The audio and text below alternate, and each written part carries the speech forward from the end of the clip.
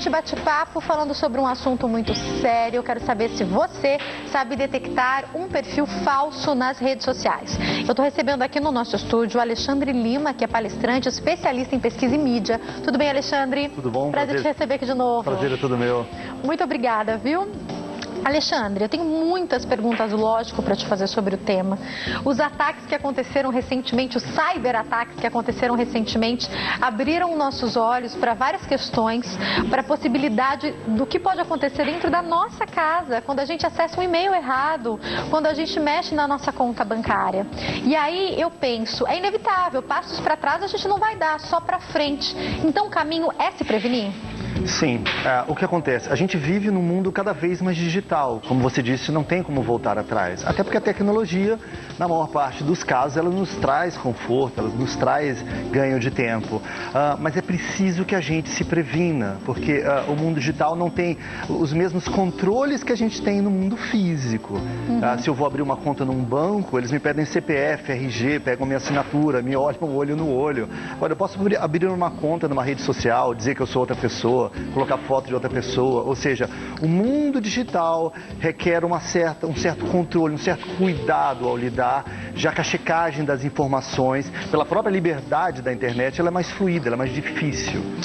Alexandre, eu quero já falar com você sobre os perigos específicos, até da gente estar conversando, interagindo, seu filho está interagindo com um perfil falso, um perfil fake nas redes sociais. Mas uma coisa que tem acontecido muito é a gente olhar um negócio lá no Facebook que alguém compartilhou ou no WhatsApp que chegou pra gente e tá lá foto de algum artista ou de algum político e uma frase denotada a ele. Olha só o que o fulano falou. Tá a frase escrita e a foto de alguém. Quem diz que foi aquela pessoa que falou? E daqui a pouco tá todo mundo repostando, tá todo mundo falando, você viu a ousadia, o que o político tal falou, o que, olha, aquele artista se posicionou a tal partido e muitas vezes essa pessoa nem tá sabendo dessa história. Isso tem virado febre, não tem? É verdade, tem virado febre. O que acontece? Tem até uma lenda na internet, né, que quase todas as frases eram atribuídas a Clarice Lispector. Impressionante. Mesmo quando não eram, ou ao Arnaldo Jabor, mesmo quando não eram. Você sabe que eu me lembro que quando a internet começou nesse boom, na minha fase aí de adolescência, de ingressão, principalmente quando eu entrei na faculdade, long time ago, né? Quando eu entrei na faculdade, mas não vamos falar sobre isso, com 17 aninhos, e comecei a mexer muito mais nas redes sociais, até a cunho de pesquisa, eu fazia faculdade de jornalismo, então a gente olhava e tudo era Clarice Lispector Jabor. É impressionante, você lia um texto, era o Jabor. Será que era mesmo, gente? É preciso ter muita certeza do que a gente está falando e acreditando que é mais ou menos assim, né? Não sei de quem é que é essa frase, é romântica? Coloca que é do Jabor. Ai, tá muito inteligente, vamos falar que é Clarice Lispector, é mais ou menos por aí, né? É isso. Até porque ela viraliza mais se ela tiver alcunha, se ela tiver a chancela de alguém famoso. É mais chique, é mais legal você compartilhar algo de uma personalidade pública, muito conhecida. Então, isso até é uma estratégia para a coisa viralizar mais. Mas a gente precisa ter um pé atrás. A gente precisa partir do pressuposto que nem tudo que está na internet é verdade. Até para compartilhar, né? Até para compartilhar. Então, mas acho que muita gente compartilha sem nem ler direito. Sem nem saber o que está compartilhando. Viu? Deu só uma olhada ali, já passa para frente. Isso é imprudência, no mínimo. Assim. Sem contar aquilo que é humor, né? De repente, alguma atriz ou ator que está muito famoso, está em alta com um filme, um seriado ou qualquer coisa assim, as pessoas criam perfis, colocam de repente um meme, uma foto com a boca aberta ou com o olho pra cima. E aí acontece muito isso com os personagens que participam do MasterChef e outros programas. E daí colocam frases, e muitas dessas frases não são dessas pessoas. E até por ser humor, as pessoas começam a compartilhar o que pode ser tudo bem até certo ponto. Pode ofender a pessoa também, não é mesmo? Claro, é verdade. No humor isso é muito usado. Eu me lembro naquele jogo do Brasil contra a Alemanha, a gente estava levando um chocolate. Gente, como são ligeiros, né? Chocolate, nós estávamos levando uma strudel da Alemanha. O 7-1, e acho que já era o terceiro gol, já estava chovendo memes. Na época acho que estava fazendo sucesso, não sei se era o Marcelo Serrado, não sei se você lembra, já estava chovendo memes instantâneos. O bom do humor é que, assim, por ser escracho, normalmente já te dá uma dica que aquilo não deve ser ele. Do Barrichello, por exemplo, teve muito do Barrichello, né? Tipo, 2 Copas atrás, enquanto o Brasil tava perdendo. E aí tá na cara, né? Que é uma brincadeira, né? Agora, o humor é sempre perigoso, né? Porque o humor flerta com o politicamente incorreto. O humor tá sempre naquela linha divisória até onde se pode ir, até onde se pode ir. Então, o humor é sempre algo perigoso nas redes sociais, apesar de ele ser altamente viralizável para você escorregar, errar na mão e uma coisa em tese, supostamente engraçada, virar ofensiva, é muito simples. Tá aí o exemplo do Rafinha Bastos, né? Ele chegou a ser considerado pela revista Time como a personalidade mais influente do mundo. E num comentário muito infeliz, né, ele acabou perdendo parte dessa popularidade, enfim. Então, o humor é um terreno pantanoso, para dizer o mínimo. Sem contar que o que ofende o Alexandre pode não me ofender, e o que me ofende pode não ofender o Alexandre. Então, essa linha, ela é de fato muito tênue. Eu acho interessante porque existem humoristas que eu amo, mas pra mim, falou sobre religião e não só sobre evangélica. Sim. Qualquer religião, pra mim, acabou o humorista na hora, porque pra mim, que tenho essa conexão com Deus, mesmo falando da religião do outro, é uma coisa com a qual não se brinca. Por exemplo, pra mim, isso é extremamente ofensivo. Pode ser que pro outro isso seja só uma brincadeira. Por isso que o humor é tão difícil de ser bom de fato, né? E como eu falei, quase sempre o humor tá flertando com a fragilidade de alguma coisa. Ou tá falando a política, por exemplo, ou com a política, com quem é baixinho, ou quem é de outra nacionalidade. Ele tá não, sempre... ser ofensivo é difícil, né? É difícil. Vai no stand-up pra você ver, é difícil, poupar. Sempre tem alguém na alça de mira ali, então de fato é muito complicado. Ainda mais nesse ambiente de redes sociais, em que tudo viraliza. Se eu falo uma besteira entre amigos, aquela besteira se perde entre amigos. Mas na internet, para o resto da vida, você vai conviver com aquela prova.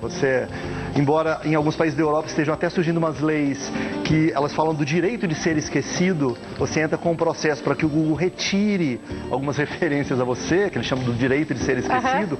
Na maioria dos casos isso é impossível, aquilo fica para sempre, aquela gafe que você cometeu para todo sempre, para você se envergonhar. Por isso que eu acho que a gente tem que pensar muito, inclusive, naquilo que a gente posta, Alexandre. Outro dia, a gente estava cozinhando, eu e meu marido, e ele fez uma mistura ali que não ornava nada, sabe, gente? Aí eu olhei e eu fiz um vídeo, eu ia mandar no grupo da família. Aí eu falei, eu não vou mandar isso no grupo da família, porque tô pensando aqui, um primo posta pra outro primo, que daqui a pouco posta pra outro primo, e daqui a pouco já pensou se isso aí viraliza? Aí eu pensei, tem coisa que a gente guarda de fato só pra gente, e apaguei o vídeo. Não é, são detalhes, são bobeiras, mas não é verdade. Mas sabe o que acontece? Na vida real, as pessoas de verdade, elas têm 15 amigos, 20 amigos. Por que tem 5 mil no Facebook, 30 gente? amigos. E aí você compartilha para os seus 5 mil amigos do Facebook, mas assim, amigos de verdade que não vão deixar você numa cilada são 15 ou 20. Aí você compartilha algo. Eu acho que não vão deixar na cilada. Olha, essa linha é bem difícil. Mas o que esses 15 ou 20 amigos te poupariam, os outros 4.900 provavelmente não. Então, a gente esquece isso. A gente acaba pensando que não é. Na realidade, o nosso círculo de amigos de verdade é muito pequeno. É verdade. E o que você fala para esses amigos de churrasco, para esses amigos que frequentam a sua casa, você não fala para uma audiência mais ampla, assim. Então, é de fato um perigo, uma imprudência. Dali basta compartilhar e para isso virar um episódio tremendamente desagradável. E aí a gente vive um momento político muito conturbado, e eu acho que o que agrava muito esse momento, independente do que eu acho ou deixo de achar, é pegar alguns políticos que estão em alta, Dilma, Lula, Temer, ou seja quem for, independente da minha opinião partidária, tá, gente? E colocar frases que não são deles, isso é muito perigoso e mexe ainda mais com a política, como foi, não sei se a gente falou da outra vez, mas como foi a história da carne, né, da Polícia Federal, aquela operação que rendeu tanto e nessa mesma época, concomitante a isso, ao mesmo tempo que isso, começa a viralizar no WhatsApp e nas redes sociais um vídeo de uma carne e que estava estragada e que depois a gente descobriu que nem era de agora, nem era daqui. Então tudo é muito perigoso, não é, Alexandre? Exatamente. Nesses casos, assim, uma coisa é você compartilhar algo que você não deveria, mas que talvez tenha uma origem verdadeira. Agora, pior ainda é você produzir em nome de outrem algo que não existe, que é você inventar uma mentira. Isso é mais grave ainda, né? Então, de fato, é preciso tomar muito cuidado, até porque em termos de reputação e de imagem, a construção é muito lenta, a destruição é imediata. Você estudou jornalismo, a gente tem um caso célebre no Brasil que é a escola de base. Né? E a escola de base, na realidade, foi um episódio em que acabou se crucificando uma escola X lá, e que depois, ao final das investigações, ao que me parece, identificou-se que eles estavam inocentes. Mas já tinha acabado. Já tinha feito que a vida daquelas famílias, daquela escola tinha sido acabada. E quando a gente estuda, a gente vê que até hoje muitas pessoas não sabem do final da história, que eles não eram culpados e de alguma maneira ficou acreditado nas primeiras informações. E destruiu a vida daquelas pessoas que quiseram linchá-los, acabou com a escola deles. Ainda, e tem uma coisa assim que acho que faz parte até da principiologia do direito, é assim, 300 condenados corretamente não pagam um condenado injustamente, assim, né? Então, assim, é preciso tomar cuidado com essas chacinas virtuais, né, que a gente provoca sem perceber, né, embarcando na onda, porque vai ser muito difícil, caso isso não seja verdade depois, efetivamente resgatar tudo isso que foi perdido nessa avalanche de críticas. E eu queria te fazer uma pergunta. A gente está falando sobre perfis fakes, mas ainda que seja verdade, o que me chama muito a atenção, como a gente viu a tentativa de um jornalismo dar um furo de reportagem, tendo como fonte um jornal impresso e dando informações o tempo inteiro, as corrigindo recentemente, me chamou muito a atenção, até da minha profissão, o jornalismo a que preço, o furo a que preço. Porque mesmo que seja verdade, ou que você ache que é verdade, tem que se ter certeza absoluta para falar as coisas e você tem que saber falar algumas coisas, porque você pode causar um tumulto muito grande no país. A gente está pisando em ovos, não é verdade, Alexandre? Sem dúvida alguma. É preciso tomar muito cuidado. Eu acho o seguinte, a gente trafega nos extremos às vezes. Talvez o que tenha acontecido no Brasil, a gente viveu um período de ditadura em que ninguém podia falar nada. E subitamente se pode falar tudo. Assim. Aí todo mundo quer falar qualquer coisa. Mas é preciso um cuidado. Eu acho que a liberdade tem que vir acompanhada por uma maturidade, por uma responsabilidade. Se você tem mais liberdade, imediatamente você tem que ter mais responsabilidade com o que você fala. Toda liberdade deve vir junto com um pacote de mais responsabilidade e nem todo mundo carrega tiracolo, só carrega a liberdade, mas não carrega a responsabilidade. Então, é preciso saber exercer também o direito à livre expressão. Uma discussão que eu ouvi hoje de manhã no rádio que me chamou muita atenção é sobre, por conta dos ataques terroristas que aconteceram no Reino Unido, a discussão do que poderia, nas redes sociais, de alguma maneira, algumas palavras ou algumas situações poderem ser investigadas ou poderem ser vetadas. É lógico que a gente está falando isso por causa dos terroristas, por causa dos extremistas. E daí a questão é mexer na possibilidade de cada um pesquisar e fazer o que quer na internet. Por outro lado, será que a internet tem que ser para sempre terra de ninguém? O que você acha sobre isso? Eu acho que há muito o que regulamentar, assim. É um terreno tão novo que a gente não criou mecanismos ainda perfeitos de regulamentá-lo. Assim como no Brasil houve um tempo em que a gente teve que fazer um recadastramento de contas bancárias, porque se detectou que tinha muitas contas fantasmas, talvez em algum momento a internet tenha que criar mais mecanismos. Já existe um pouco disso, ela pede um celular de verificação. A gente teve que discutir o que é crime virtual, a gente teve que chegar nesse momento, exatamente, né? Porque são modalidades novas, a gente vive num mundo novo que surgem problemas que a gente não tinha se deparado ainda, né? As perguntas mudaram e a gente não tem respostas para todas elas. Mas eu acho que a gente caminha para isso. No caso dos Estados Unidos, uma das máximas da cultura americana é a liberdade. Então, para eles é muito complicado porque a segurança, no caso deles, implica numa perda de liberdade, do direito de expressão. Então, para ter um pouco mais de segurança, talvez eles tenham que renunciar à privacidade, à liberdade, mas são escolhas que, como sociedade, em alguns momentos a gente vai ter que fazer. Escolhas que a gente não tinha no passado. A gente se livra de alguns problemas que a gente não tinha e passa a ter problemas novos. Então... Na sua casa você paga todas as suas contas, mas agora a gente vai ter que ver o que a gente faz com isso. É mais ou menos assim, exatamente, né? Você usou a palavra que para mim é perfeita. Enquanto jornalista e totalmente a favor da liberdade de expressão, eu acho que a palavra regulamentação é o fundamental para a internet hoje, né? Sim. É que isso assusta muito. Toda vez que a gente fala em regulamentação, vem logo a ideia fantasmagórica da censura. Né? Censura. Ditadura, censura. E acho que não, acho que a liberdade de expressão ainda é preferível a qualquer outra forma. O que não quer dizer que ela não possa ser lapidada, ordem, que ela não possa ter limites, até onde vai. Você deu exemplo, de novo, para traçar humor, política e religião. O Charlie Hebdo, na França, que fazia aquelas charges com o profeta Maomé, que depois sofreu um atentado terrorista, nada justifica aquele ato bárbaro, nada pode justificar.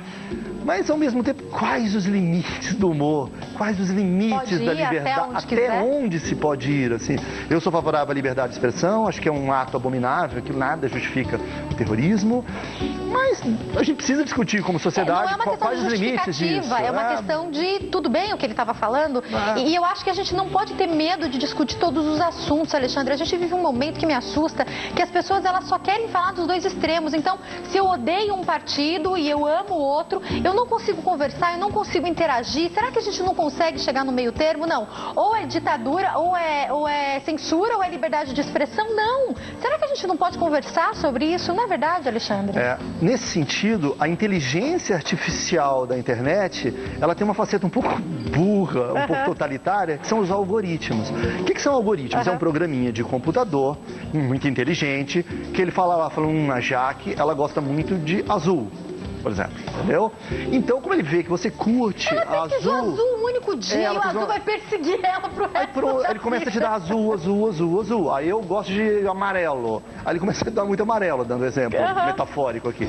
Aí o que acontece? E você começa a achar que o mundo é azul, e eu começo a achar que o mundo é amarelo. Isso passa a fazer cada vez mais sentido comigo. Então, mas é uma inteligência, ele está querendo te dar mais daquilo que você gosta, né? Mas isso, do ponto de vista ideológico, político... Nos emburrece, né? Nos emburrece e não nos traz o contato com o diferente, com o antagônico, que acho que ainda mais nesse clima de fla-flu que o Brasil vive, que isso é saudável também, sabe? Que o mundo é mais colorido, não é só azul, nem só amarelo, o mundo nem preto, nem branco, tem uma escala de cinza enorme. Então, eu acho que é importante que a gente também tenha contato com o outro lado, com as outras cores, com o diferente, ainda que você não concorde. Muitas pessoas me falam já que não se discute sobre isso. Eu discordo, eu acho que a gente não precisa brigar, mas eu acho que a gente deve falar sobre tudo, absolutamente tudo. E eu acho que isso também tem muito a ver com a gente reconhecer e aceitar numa conversa que muitas vezes o outro vai nos mostrar que a gente está errado. Exato. As pessoas têm medo disso, né? Tem medo também. Quer ter razão sempre, né? E é mais confortável você lidar com aquele que pensa igual, porque ele sempre vai referendar suas concepções prévias. Então, é mais confortável a gente ficar lidando só com o azul, só com o time do amarelo. Mas isso não é saudável, não te faz crescer como cidadão. Alexandre, por que eu tenho a impressão, quero que você me fale sobre isso, se é só a impressão, que a insanidade das pessoas ela é muito mais visível nas redes sociais, porque elas compartilham coisas que não leem totalmente. Às vezes eu converso com alguém e falo, por que você postou aquilo? A pessoa nem leu tudo que ela postou, ela não conseguiu interpretar o texto e saber o que ela está repostando. Ela manda milhares de gifs de bom dia para todos os grupos 24 vezes. Isso tem a ver com o quê? Isso é um reflexo da sociedade? É um pouco sim, de fato, esse comportamento existe, é uma série de coisas. Eu acho que, em primeiro lugar, a internet, o mundo está muito acelerado, então a gente entra num frenesi que a gente mesmo não percebe, que calma, slow down, não precisa disso. Eu acho também que na internet a gente começa a representar papéis. A gente perde um pouco, fica tudo tão virtual, a gente perde um pouco o contato com a realidade. As pessoas ficam meio narcisistas, sabe? Só selfie, eu, tão infelizes, dizendo que são as pessoas mais felizes do mundo, né? São sempre mais bonitas do que realmente são. Tem uma amiga que fazia muito tempo eu não via, uns anos atrás a gente se encontrou pelo Facebook, que legal, tal. Aí eu olhei pra ela e falei, gente, como eu tô velho, o tempo só passou pra mim, não passou pra ela, né? Eu falei, mas enfim, etc e tal, passou o tempo, aí depois de um tempo eu encontrei ela pessoalmente, eu achei que era a mãe dela. Eu falei, quem era aquela? Porque devia ser tão photoshopada. Eu falei, não, o tempo passou pra nós. Eu continuei vendo nas redes sociais, tem alguma coisa errada acontecendo, né? E as pessoas perdem um pouco o contato com a realidade, né? Então eu acho que as pessoas têm que ter mais cautela. E acho que tem até alguma citação bíblica para isso, mas assim, a regra de ouro, não faça com os outros o que você não quer que façam com você. Olha, se o segundo maior mandamento é amar o próximo como a ti mesmo, o negócio é sério, né? E vale para as redes sociais. E um dia você é pedra, outro você é vidraça, então cuidado com o que você faz. E acho que todos nós, a gente tem um bichinho muito bonzinho dentro da gente, que eu quero crer que é a maioria, que é o bichinho mais forte, e tem um bichinho meio malvadinho. Que a gente luta com ele todos os dias, né? A gente luta com ele. Desde criança a gente põe apelido maldoso nos amiguinhos, então a gente precisa combater esse bichinho também, né? E precisa tomar cuidado. Muito na antiguidade, a gente se regozijava no Coliseu com lutas de gladiadores. O pessoal lá ia aplaudir. Era o circo deles, era ver gente que estão morrendo, né? Não muito tempo atrás, os espanhóis gostavam de touradas, onde ou o toureiro matava o touro, ou o touro matava o toureiro, em si. E hoje é uma chacina virtual, né? Então, muitas vezes, ou seja, não estão destruindo sua carne, mas estão destruindo sua alma. E eu posso falar, a dor da alma dói mais que a dor da carne. Então, preciso tomar cuidado, porque do outro lado de lá não existe um código binário de 1 e 0. É um ser de carne e osso, é um ser com alma que sofre com essas coisas, com essas maldades. E a gente erra. Eu erro, todo dia você erra, sabe? Então é muito ruim, assim, quem já não errou? Só quando você erra numa rede social, isso você leva pedrada, foi, né? Você sofre um linchamento virtual às vezes, então é preciso tomar um pouco de cautela. A pessoa que se expõe e a pessoa que apedreja. E eu concordo que a gente vive um momento que tudo bem, eu acho que as pessoas que têm algum tipo de relevância ou que são comunicadores, que de alguma maneira são exemplo para o público, tem sim que se posicionar, mas ainda se posicionando, há que se tomar muito cuidado e principalmente com aquilo que você reposta, que às vezes é fake. É verdade, precisa tomar muito cuidado. Pessoas, por exemplo, eu sou um alvo em potencial, eu falo muito. Eu gosto muito de falar, pessoas que falam muito têm o risco de vez em quando falar uma frase mal colocada, uma frase infeliz. Eu tenho até, posso contar? Por favor. Tem um episódio quando eu era quase criança, eu devia ter uns 12 anos de idade, aí eu mudei de cidade, né? E aí eu, na escola, no segundo semestre, né, mudei de escola e a minha professora terminou a aula de português, ela falou, temos aqui um amiguinho novo que veio de outra cidade. E aí, Alexandre, o que você achou da aula?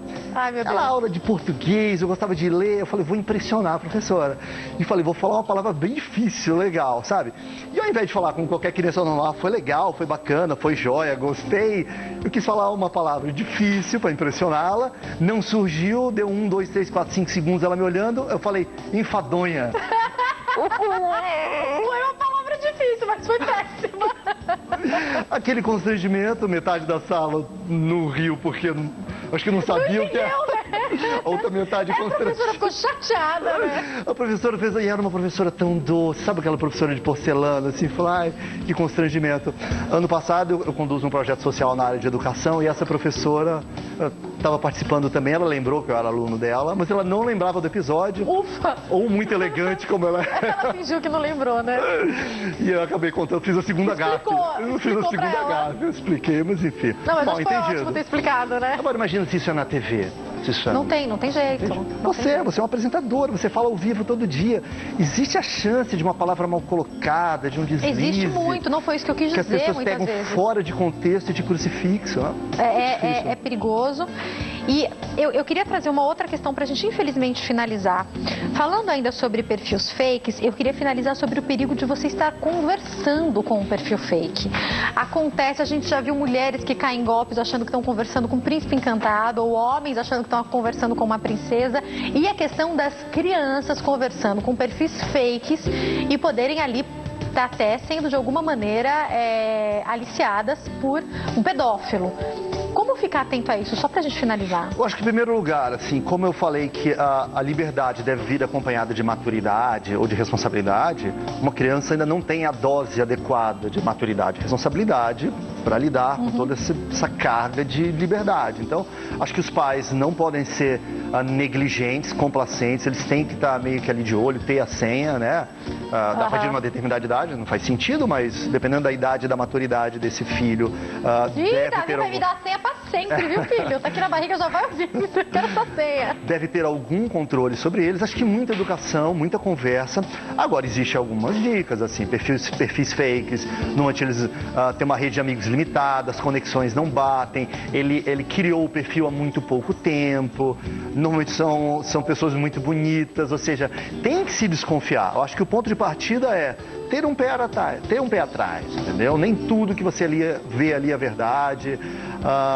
Príncipes encantados não saem caindo do céu por aí. Não existem, né? Então acho que é preciso ter um pouco de cautela, É uma pena porque eles lidam com a credulidade das pessoas, com o bom senso, com a boa fé das pessoas, mas eu acho que um pouco de cautela, um pouco de malícia, um pouco de pé atrás é importante, assim.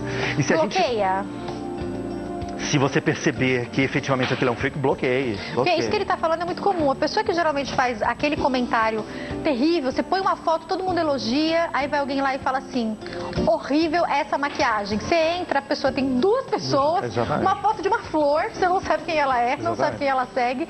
São perfis fakes, geralmente a mesma pessoa perseguindo, né? E é um covarde. Que são os haters, e é um né? covarde, né? Ou seja, ele usa um perfil falso para manifestar o ódio dele, não é nem corajoso de se manifestar, assim.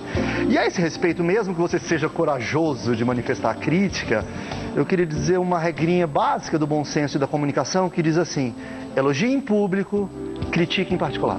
Se tem uma crítica, ela pode ser construtiva, chama no particular e fala. Tanto quanto possível, né? Claro que às vezes personalidades públicas, elas estão sujeitas ao escrutínio público, então talvez elas, pelo exercício da profissão, um político, uma personalidade pública, essa pessoa está mais naturalmente exposta. Mas às vezes eu acho que, não sendo esses casos em que elas merecem um puxão de orelha público, talvez valha a máxima de elogio em público, critique em particular. Que pena que eu tenho que encerrar, mas o nosso bate-papo foi maravilhoso. Muito obrigada, viu, Alexandre? Volte sempre. Voltarei. Como já me ensinaram alguns especialistas, o Davi nasce na geração multimídia. Então eu tenho, daqui pra frente, muitas perguntas pra te fazer sempre, viu? E há uma chance muito grande que depois ele te ensine. Vai me ensinar muito, eu tenho certeza. Os meus sobrinhos já fazem umas coisas que eu fico boba. Imagina o Davi, que nasce nessa geração. Olha, quem quiser entrar em contato, a gente vai deixar o telefone. Você também dá palestras, né? Eu dou palestras, né, sobre temas relacionados à comunicação, mídia, enfim, mercado, já que tem uma empresa de pesquisas, então para empresas, grupos, né? Empresas, grupos, convenções, eventos, eu também dou palestra. Telefone 0 operadora 12 3144 1999, né? Isso mesmo. E o e-mail é contato@alexandrecorrealima.com.br, assim como o site é www.alexandrecorrealima.com. Só .com, não tem os dois, o .com e o .br. Então, o que você postar, se procurar, você vai achar. Obrigada, viu? Eu agradeço. Ótima tarde. Prazer. Eu vou para um break, daqui a pouco eu